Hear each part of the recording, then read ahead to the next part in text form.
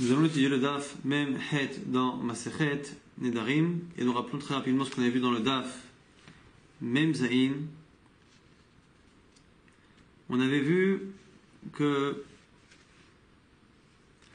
on avait posé la question et on avait répondu finalement qu'un homme pouvait interdire à son prochain son bien à partir du moment où le bien lui appartient à lui, mais même après la durée de son appartenance. C'est-à-dire que même s'il finit par mourir ou qu'il finit par vendre son bien, il peut, puisqu'au départ le bien lui appartenait, il a pu l'interdire à son prochain, il peut même dès le départ faire en sorte que cette interdiction dépasse le moment où le bien lui appartient. On avait vu aussi que lorsque quelqu'un s'interdisait, par exemple des fruits, Belachon de Konam, avec un lachon de Konam, eh bien il s'interdisait à la fois le bien, à la fois l'argent qui pourrait remplacer ce bien si on le vend, et à la fois ce qui pourrait pousser à partir de là, donc c'est des fruits par exemple, ce qui pourrait pousser à partir des graines. Donc ça c'était pour une personne par rapport à elle-même. La question de l'agma qui était restée en suspens, c'est est-ce que lorsque j'interdis à mon prochain mon bien, est-ce que je peux aussi lui interdire le chilouf, c'est-à-dire la chose qui sera remplacée, qui remplacera cette chose. L'agma a essayé à chaque fois d'apporter des preuves, mais finalement elle n'a pas réussi.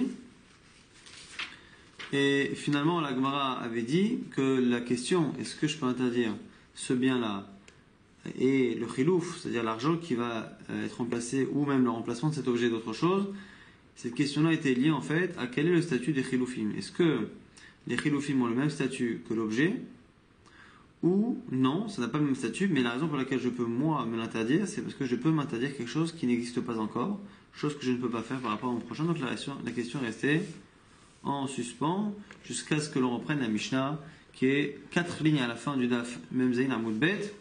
Arin Alecha Cherem. Ici on ne va plus parler de Neder classique, on parle de Cherem.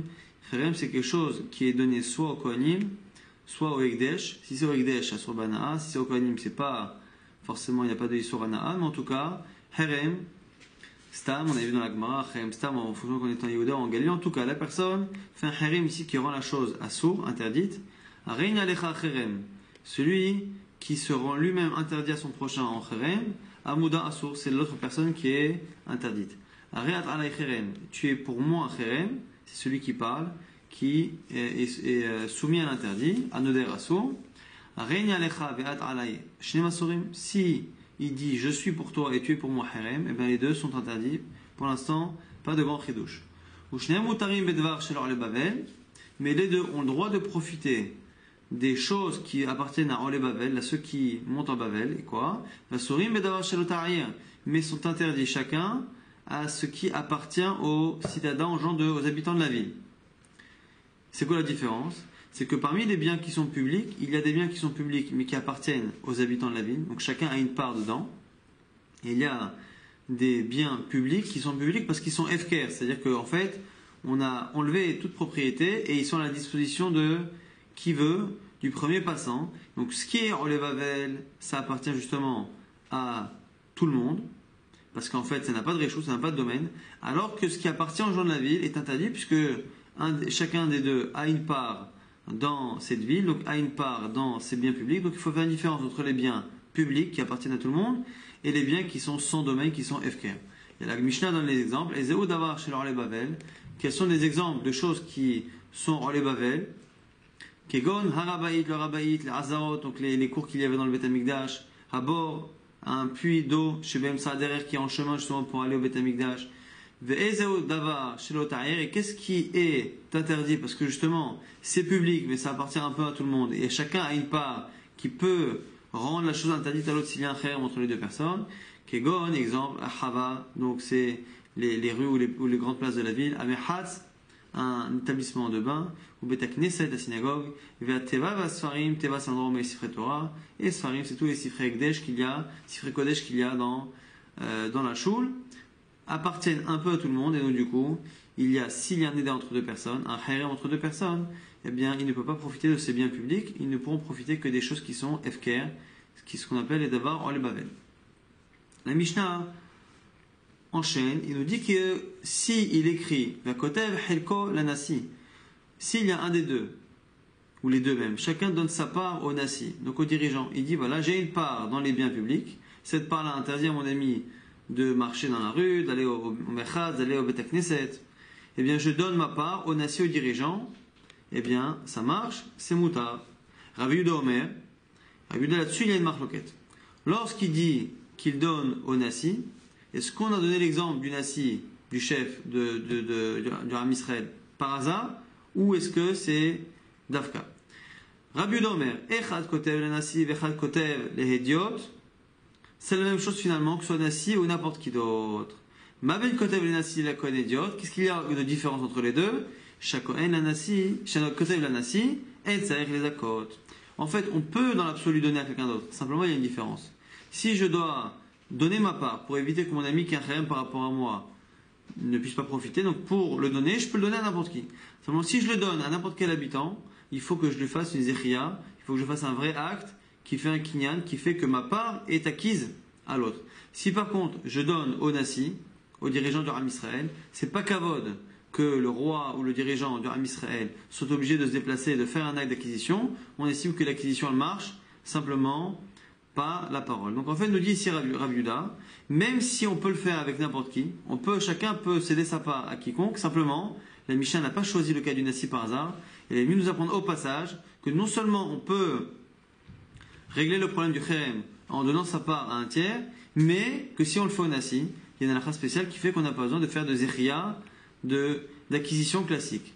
Chachamim ne sont pas d'accord. Ils disent quoi? Dans les deux cas, il faut être zoché et il faut même que le Nassi vienne et fasse un kinyan.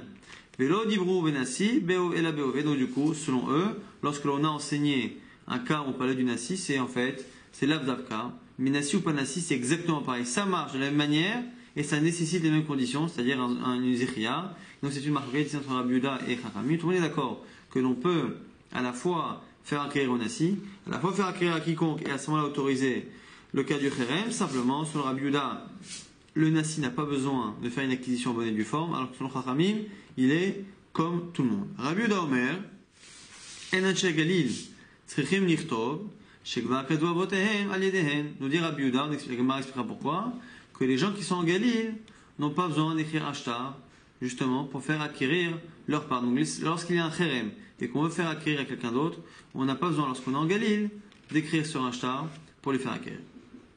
Gemara. Amay Mitza, la Gemara pose la question. La Gemara a l'air de comprendre au départ que dès le départ, on parle d'un cas où la personne a écrit sa part au Nassi. Donc s'il écrit sa part au Nassi, la Gemara pose la question, mais pourquoi alors finalement, on a dit dans la Mishnah que bien qu'il soit autorisé aux choses qui sont FKR, mais il interdit Bedvarim Shelotaïr, la Gemara dit non, c'est deux cas différents. Amarav Shechet, Achik Katane, ou Matakanatan, Irtebu Chelkam Lanasi. Le début de la Mishnah parle d'un cas où ils n'ont pas trouvé la solution, où ils n'avaient pas de solution, où ils n'y ont pas pensé. Donc c'est un cas classique, la personne a fait un harem par rapport à l'autre.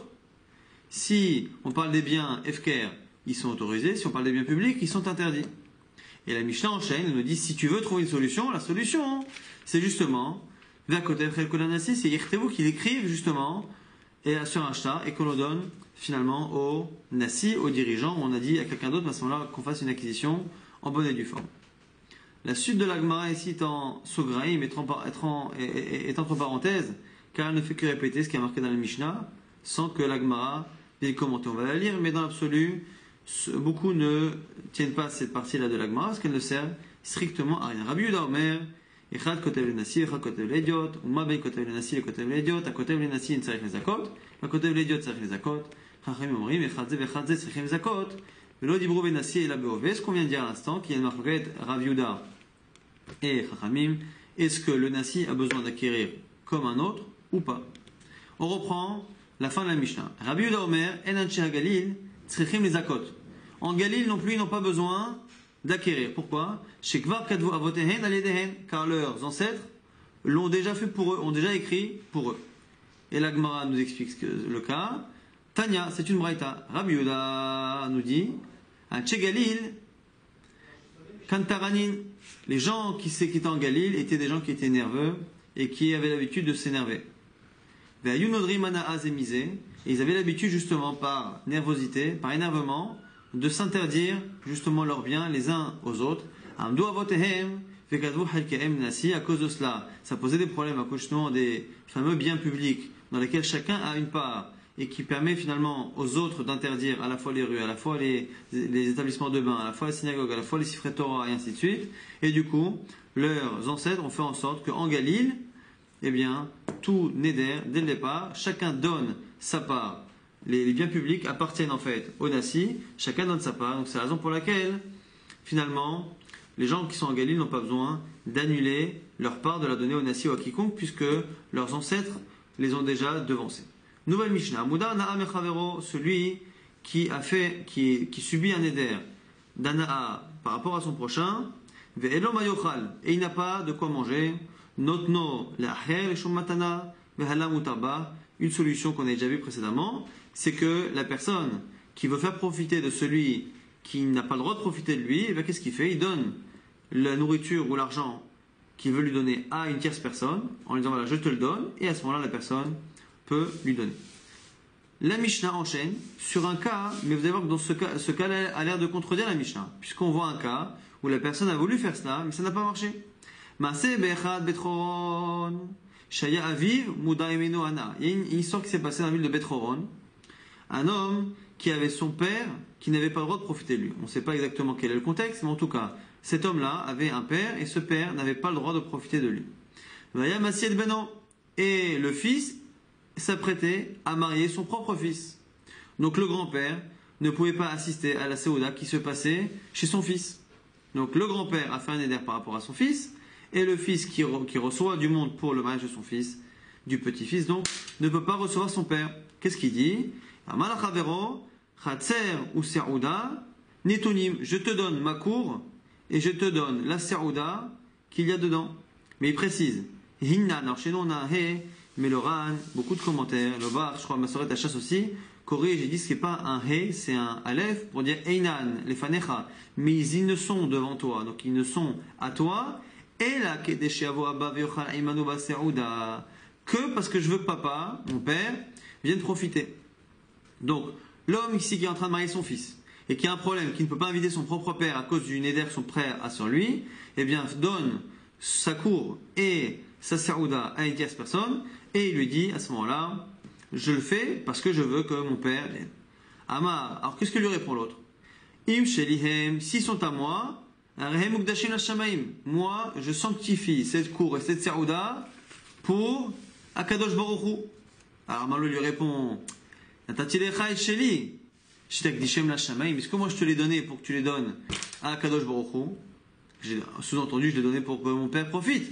Amarlo, il lui a dit, Natatali et shelcha, et l'acheter à tavavicha ochlim et shotim, ou mitratzin zelazé, et avon taloui berosho, l'autre lui dit, mais dis-moi, tu crois que j'ai pas compris ton cirque?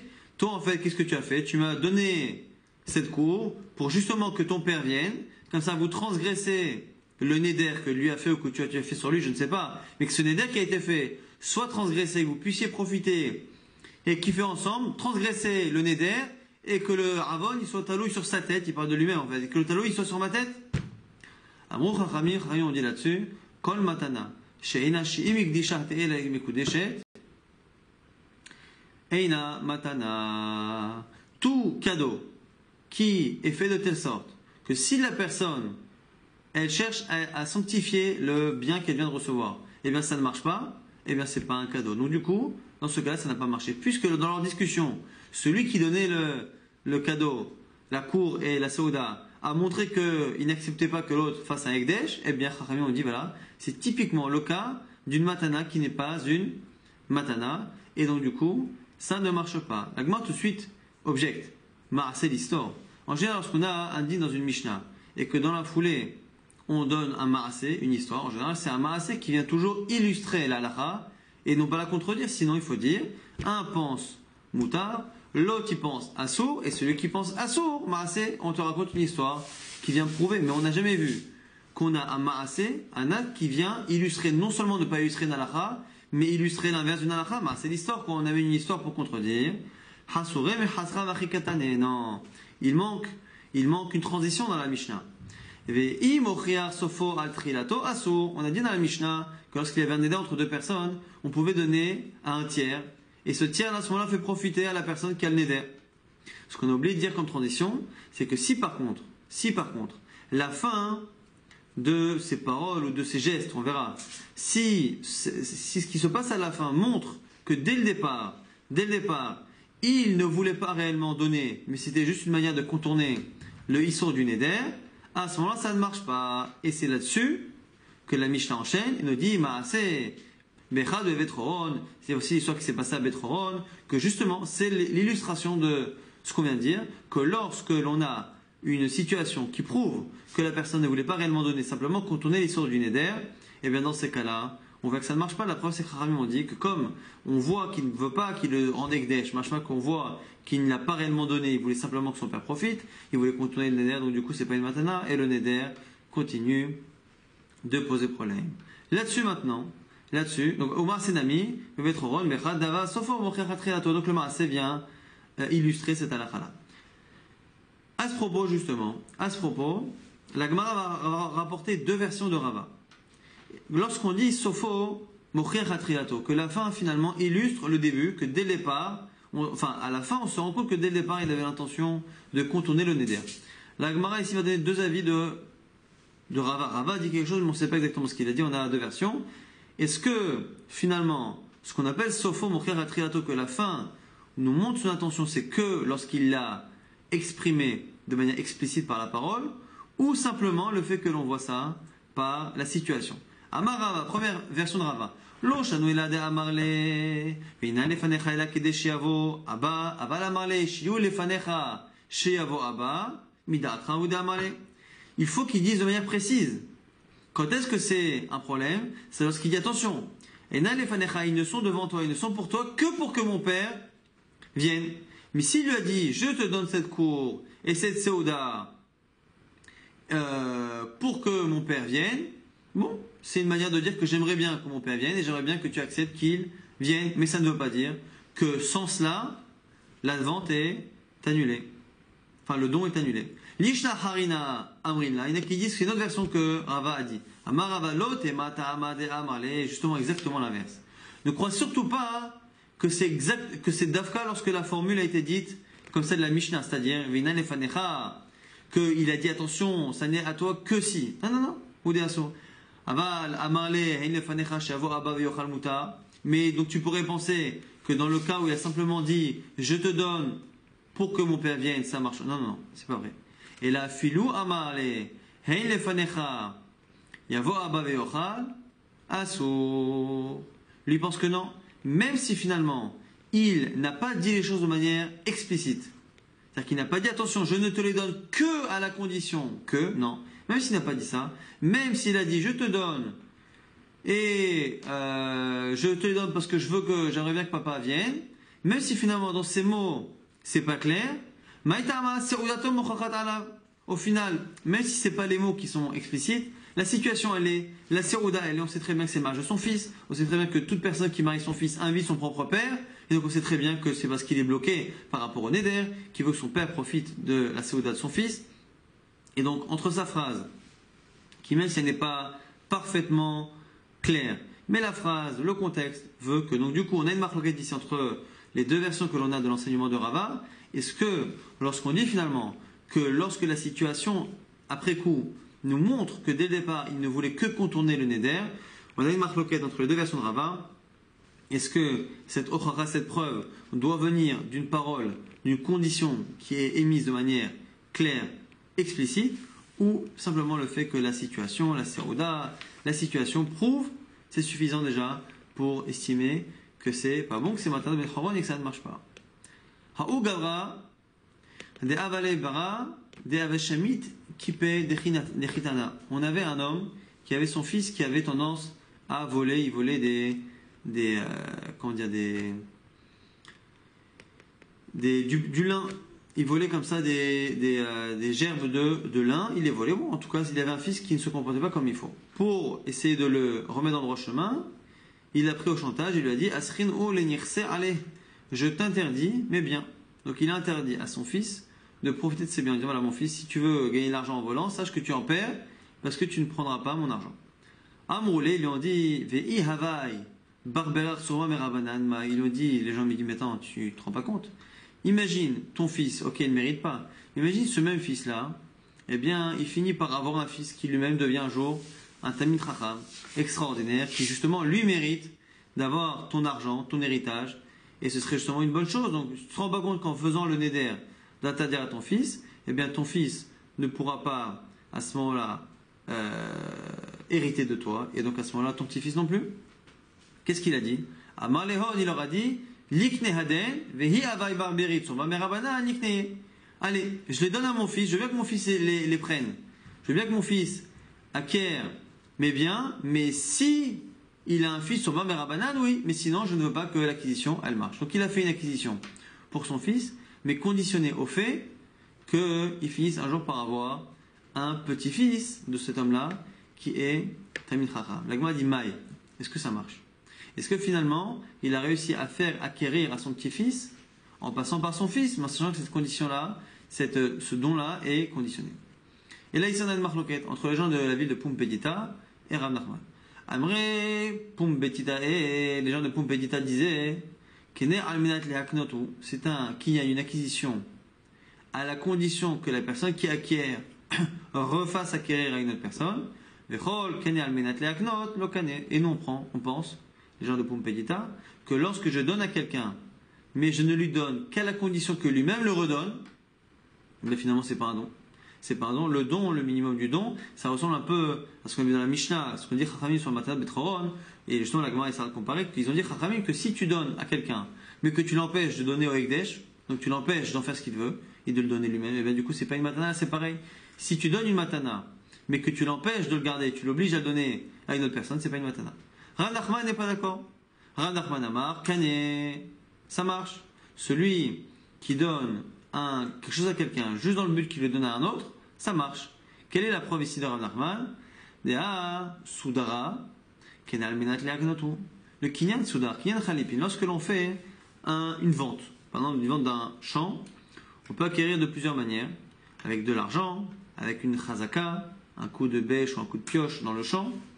Et on a aussi un autre mode. Encore une fois, le mode d'acquisition ici n'est qu'une manière de formaliser l'acquisition. Après ou avant, eh bien, il peut y avoir échange d'argent pour justement par rapport à la valeur du champ. Mais ici, déconnecté de la valeur du champ, il faut à un moment donné faire un acte qui est fait justement devant le propriétaire, qui montre justement qu'il y a acquisition. Et dans Khalifin, Khalifin, c'est le fait justement de prendre un objet et de faire. Alors Khalifin, c'est traduit en hébreu moderne comme troc, mais c'est pas un troc, c'est qu'on lève un soudar, on lève souvent un foulard, et le lever de ce foulard-là montre que ça y est, il y a eu acquisition officiellement, et donc le bien est passé à 13h02, il est passé d'une personne à une autre, et donc à ce moment-là, on a un kinyan soudar. Ce kinyan soudar-là, on voit que c'est un kinyan qui n'est fait qu'à la condition qu'il soit connu. Parce que finalement, c'est un kinyan qui est fait dans le but que la personne acquiert la chose. Donc en fait, on voit ici qu'on a un kinyan, je te donne ce kinyan soudar, mais pourquoi je te donne ce foulard? Que parce que je veux, que par ce don que je te fais, tu fais acquérir justement ton champ à l'autre. C'est une manière en fait finalement d'enclencher le don. Donc du coup, on apprend de la même manière que lorsque je donne un foulard, et que le but de ce foulard, du don de ce foulard, c'est que la personne donne autre chose, on voit que ça marche. Eh bien c'est pareil lorsque l'on donne un bien à une personne pour qu'elle donne ce même bien à une autre. Amar Ravashi dit mais ça n'a aucun rapport. Ouman limalan des soudara itafisle l'omidpis. Il dit déjà dans le cas là-bas du foulard. Dans le cas du foulard, on n'est pas obligé de le rendre. Donc ici, qui te dit que dans le foulard, même si en général on fait le foulard, le seul but du foulard c'est de faire acquérir le champ et en général on rend le foulard. En général on le rend. Mais il n'empêche que nous dit Ravashi, il se peut que ce soit simplement une coutume de le rendre, mais dans l'absolu, on peut le garder. Donc, ce n'est pas un don qui n'est pas un don total. Le don est total puisque la personne peut le garder. Donc, ce n'est pas comparable à ce don-là qu'on a fait à un fils pour qu'il donne au petit-fils. Donc, le fils n'a pas le droit de garder le bien. Ve'arod, Soudara, Kenal, Menat, Leaknot, ou Kneminashta, Alen, Yirsin, Dehaden, Les Matai, Kane. Et il y a aussi une autre différence, c'est que le Kinyan Soudar, au moment même où la personne prend le foulard, ça crée l'acquisition de l'autre côté du champ ou de l'objet. Alors que ici, il y a un laps de temps qui est long. Les matakané, quand est-ce que tu vas acquérir? Lorsqu'il aura un petit-fils qui sera Tamid Chacham. Lechihaval, et quand est-ce que ce sera? Ça arrivera dans quelques années.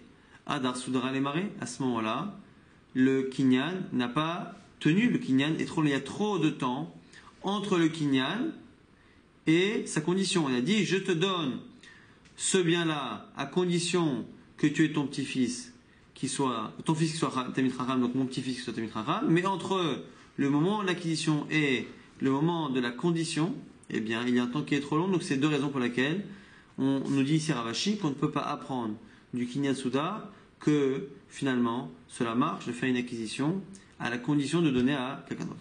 Amalé Ravalé Rav Nachman, la Gemara répond, objecte encore une fois Rav Nachman en disant mais attends, il y a la Mishnah qui est contre toi. Matanat Betchoron, c'est ça? Matanat Betchoron de la Mishnah, Lekne Alvenat Laknotu, Velo Kakane. Dans le cas de la Mishnah, Matanat Betchoron, c'est quoi finalement? C'est qu'il a dit à la personne, je te donne ma cour et ma saouda pour que tu en donnes une partie à mon père. Donc c'est un kinyan à la condition que tu redonnes à mon père. Et donc ça ne marche pas. Donc tu vois bien, Rav Nachman, que ça ne marche pas. Deux versions de la réponse de Rav Nachman. En fait, c'est pas deux versions, mais c'est qu'à deux moments différents, il a répondu différemment. Zimnin, des fois il répondait Amale Mishum de Seudatom Mochachat Allah. Il dit mais là-bas c'est pas pareil. Là-bas, pourquoi ça ne marche pas? Non pas parce que c'est la condition que, c'est parce que le contexte de la Saouda, montre qu'il ne veut pas réellement donner. C'est pour ça que c'est un problème. Vezimnin, des fois il répondait, Amarle, Rabbi Eliezer, de Amar Afilu Vitur Asur Bemudarana. Peut-être que la Mishnah c'est Rabbi Eliezer, et que Rabbi Eliezer il est Mahmir. Alors ici c'est un peu difficile à comprendre, parce que Rabbi Eliezer, on nous cite une halakha qu'on a déjà vu récemment, que Rabbi Eliezer il est Mahmir, Afilu Vitur Asur Bemudarana. Lorsqu'il y a un Neder Anaa, on se pose la question, est-ce que ce Neder là inclut même les actions qui de manière générale sont autorisées à tout le monde? Lorsque l'on a par exemple un grand terrain. Bon, on laisse les gens marcher sur le terrain. Quelqu'un qui veut marcher sur mon terrain, 5 minutes, il n'a pas besoin de me demander l'autorisation. Est-ce que même ce genre d'actions, qui sont finalement acceptées de tous et qui ne demandent pas d'autorisation, est-ce que même ces actions-là rentrent dans l'interdit d'un éder? Quelqu'un qui a un éder par rapport à moi ne peut pas le faire ou pas? C'est une marloquette et Rabbi Eliezer est Mahmir. Ici, il nous propose l'agma de répondre au nom de Rav Nachman que de la même manière que tu vois que Rabbi Eliezer, il est Mahmir dans les Nédarim sans qu'il y ait réellement de raison facile à comprendre, eh bien peut-être que moi qui pense, Rav Nachman, que finalement un don qui est conditionné au fait que la personne refasse acquérir à un autre, eh bien moi je penserais que ça marche. Et si tu te demandes pourquoi dans la Mishnah Matanat Betchoron ça ne marche pas, eh bien il se peut que ce soit encore Rabbi Eliezer qui est habitué au Chumrot dans Nédarim, même si encore une fois selon les Rishonim, ici il n'y a pas réellement de ressemblance entre les deux halachot, si ce n'est qu'elles ont l'air d'être des Chumrot un peu particulières. Tnan. On va encore une fois essayer d'objecter à Rav Nachman. Mais à chaque fois, Rav Nachman a répondu jusqu'à présent. On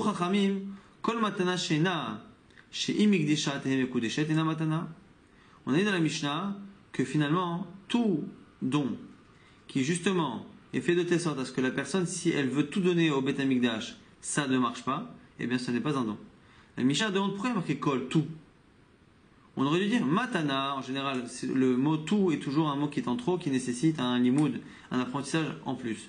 Si on avait simplement dit matana, un don, qui, si il est donné au Beth Amikdash, est annulé, ben n'est pas un don.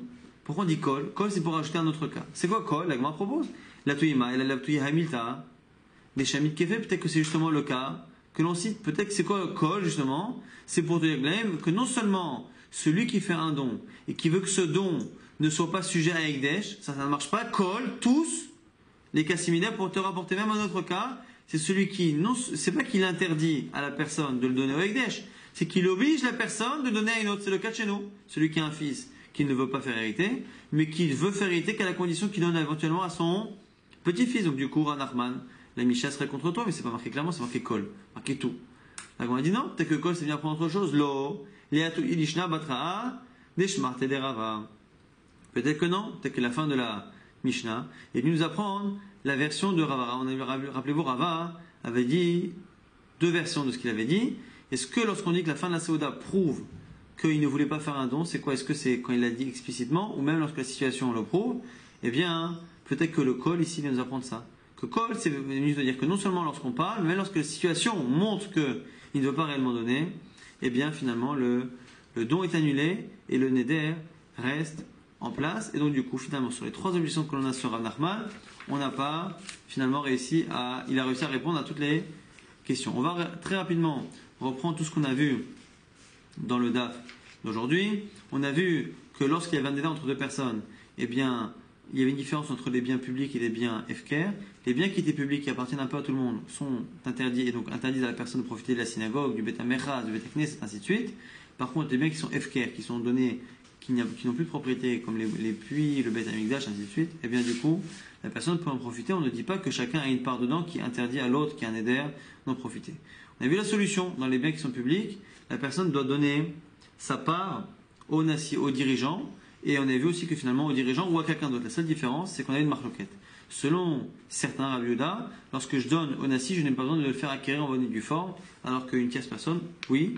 Rami pense qu'il n'y a pas de différence. Et la Mishnah terminée par l'histoire des gens de Galil, qu'en Galil, ils étaient tellement nerveux qu'ils faisaient beaucoup de nédarim. Et donc, du coup, pour éviter ces problèmes-là, les ancêtres des gens de Galil ont fait en sorte que les gens n'ont plus de part dans les biens publics, toute leur part appartient au nasi, et donc du coup, s'il y a un débat entre 2 personnes, la personne peut continuer de marcher dans la rue, aller au Mechas, aller au Beta Knesset.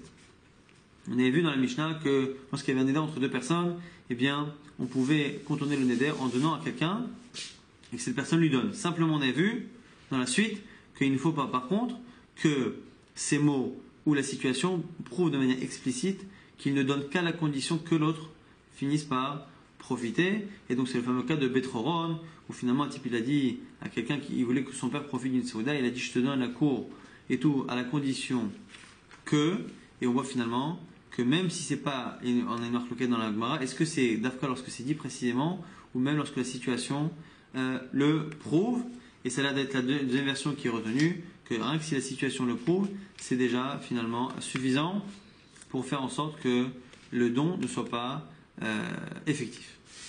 On a vu maintenant une autre sheila dans la Gemara qui donnait lieu à 2 réponses et que finalement aucune d'elles n'avait réussi à être tranchée.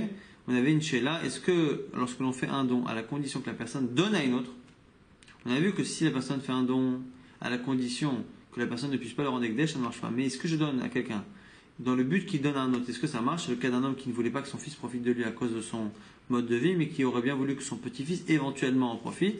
Et du coup, on avait une marloquette. Certains disent que oui, ça marche. D'autres disent que non. Comme c'est une acquisition qui n'est faite que dans le but que la personne qui acquiert s'en dépossède pour le donner à un autre, ça ne marche pas. Adran, Alach, Ashutafin. On a eu la chance en 3 jours de terminer le Perek Ashutafin.